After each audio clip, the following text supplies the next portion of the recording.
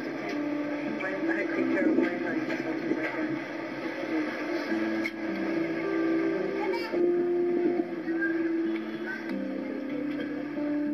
Bago umalis sina Edward at Maymay, isang performance ang ginawa nila para hindi malungkot si Lola Ludi. Ako ay lumipad sa langit, hindi ko na nakita, pumutok na pala, sayang ang pera ko, bumili ng lobo, sa pagkain sana, nagutom pa.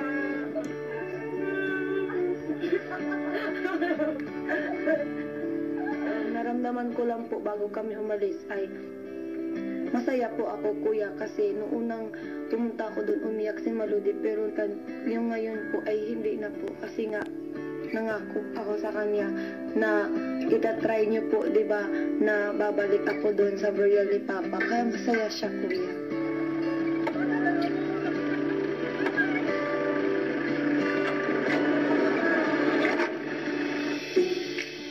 Habang hinihintay ang pag-uwi ni Maymay at Edward, may naisip gawin si Marco sa natutulog na girl sa loob ng bahay.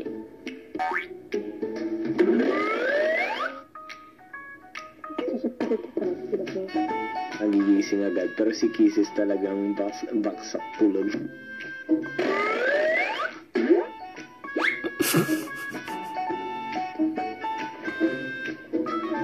Paggising naman ng girls,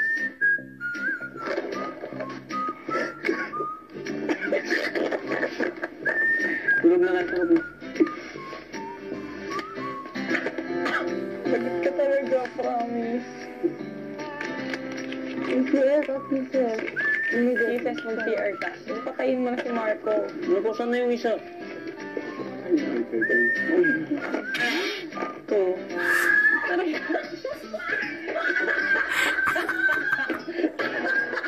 Hindi natutulog na. Natanggal ka ba?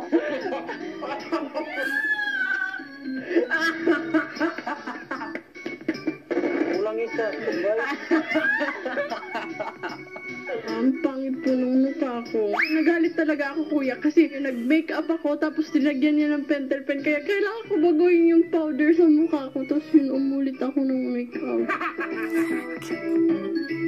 Patuloy pa rin ang kulitan ng mga housemates sa loob ng bahay. Hello! Oh, housemate! Alam, ano ginagawa niyo ngayon? I'm sorry, itigil niyo muna yan dahil kailangan niyo magtipon-tipon sa living room. Akin down na! Ready, go! O, dahil nandyan na kayo, pakinggan niyo muna yung sasabihin ko. Kinalulungkot kong sabihin sa inyo na hindi kayo nagtagumpay sa inyong weekly task. At ang ibig sabihin niyan, wala kayong weekly budget sa linggong ito. Pero, meron pa